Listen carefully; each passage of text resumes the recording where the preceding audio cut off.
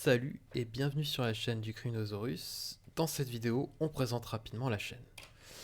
Donc, le but de la chaîne, ça va être d'étudier la criminologie grâce à des sources fiables et scientifiques, des traités de criminologie, donc des livres entre autres, qui servent aux véritables profilers et aux véritables criminologues à étudier les tueurs et les autres criminels.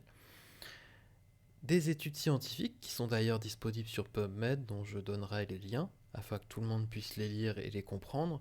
On a quand même énormément de chance à notre époque d'avoir un accès infini à la culture et aux études scientifiques. Je vous rappelle que la criminologie, c'est une science complexe, mais comme les autres, et ça peut s'étudier facilement. Une fois qu'on sera fort de ces études, de toutes ces informations fiables et réelles, on passera à des affaires qu'on va analyser à la lumière de ce que l'on sait.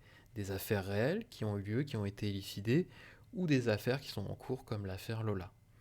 Et on essaiera d'anticiper ce qui va se passer, ce que le tueur ou la tueuse avait dans la tête à ce moment-là, quelles sont ses motivations, afin de mieux comprendre tout ça. La criminologie, ça fait appel à une multitude de disciplines plus complexes les unes que les autres. Ça fait appel à la psychologie et à la psychiatrie. Attention à ne pas faire un raccourci qui est de dire que tous les malades psy sont des criminels en puissance. C'est pas vrai. La plupart des malades psychiatriques sont plus des victimes que des meurtriers. Euh, et la majorité ne commettent aucun crime, hein. Euh, Par contre, il est vrai que pas mal de tueurs peuvent avoir des troubles psychiatriques. Ça peut arriver. Et ils peuvent aussi ne pas en avoir du tout. Ou alors, ils peuvent avoir des troubles de la personnalité, comme celui que vous connaissez bien, le trouble de la personnalité antisociale, les sociopathes, les psychopathes. Bref, on aura tout le temps d'en parler. On va parler de sociologie, de criminologie et de sciences sociales, mais aussi de sciences dures pour analyser le comportement humain, la neurologie, euh, les scènes de crime. Il faut se baser sur les sciences dures aussi. Attention, comprendre, ça ne veut pas dire excuser. Comprendre, ça veut juste dire comprendre. D'accord? Donc, ça ne doit pas être un raccourci bête et méchant qui nous empêche d'essayer de se mettre à la place du tueur et de comprendre ses raisons et de comprendre aussi ce qui s'est passé et ce qui lui est arrivé de par le passé, les violences intrafamiliales dans l'enfance, pour en arriver au crime. On est obligé de faire ça. On ne peut pas être hermétique à cette problématique-là. Et en aucun cas, on excuse. Ça, c'est clair, un meurtrier, c'est un meurtrier. Il peut avoir subi toutes les misères du monde, ça reste un meurtrier. Voilà.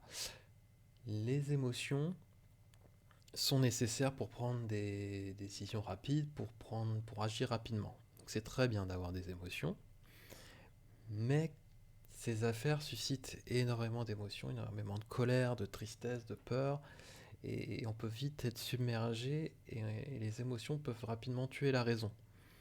Donc il va falloir les contrôler, les canaliser à un moment pour pouvoir réfléchir et analyser.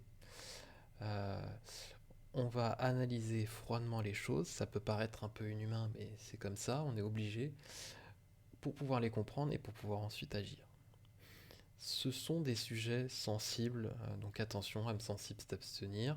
Il n'y aura aucun filtre, il n'y aura aucune censure, ça sera cru et violent comme la réalité et la cruauté des faits.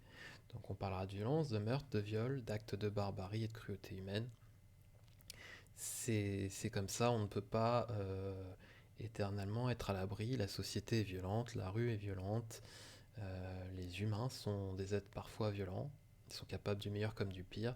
Et c'est pas en s'abstenant d'en parler qu'on va s'en protéger, bien au contraire, c'est encore pire.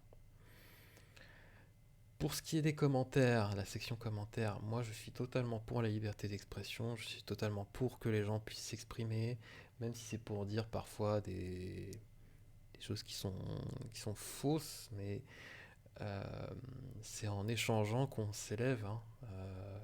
pas question de mépriser l'autre, de mépriser la vie de l'autre. Donc respectez les commentaires des autres et surtout respectez la loi. Vous pouvez vous exprimer, je laisse les commentaires libres pour l'instant. J'ai horreur de la censure, mais par contre pas d'insultes, pas d'incitation à la haine, pas de propos répréhensibles s'il vous plaît. Euh, voilà, il va falloir faire un effort. Je sais que c'est dur, je sais que il y a beaucoup d'émotions qui bouillonnent quand on regarde ces affaires, mais va falloir essayer de se canaliser, de se contrôler.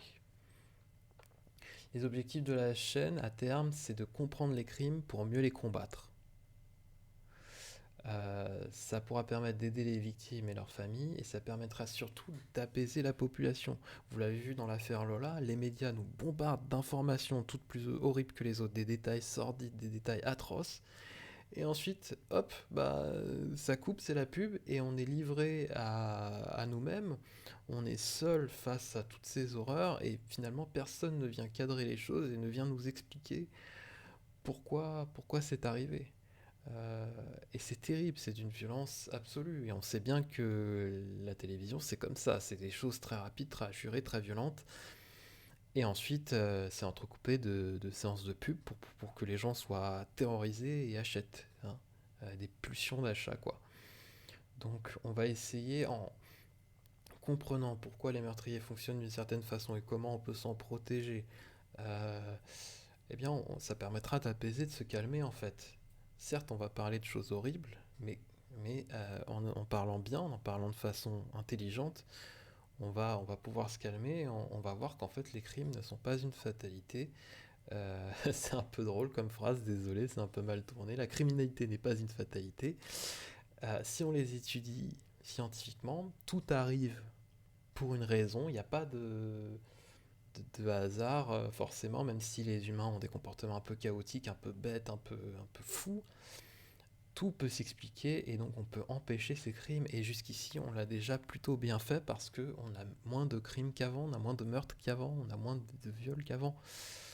Euh, donc c'est que c'est pas encore parfait, c'est pas encore bien. Il y a énormément d'agressions sexuelles, de violences commises sur les femmes, d'agressions, de vols, etc., qui sont en augmentation, de délinquance, de faits de délinquance, mais ça peut s'empêcher, il y a des façons de le faire, des façons intelligentes de le faire, mais pour ça il faut s'éduquer, il faut se cultiver.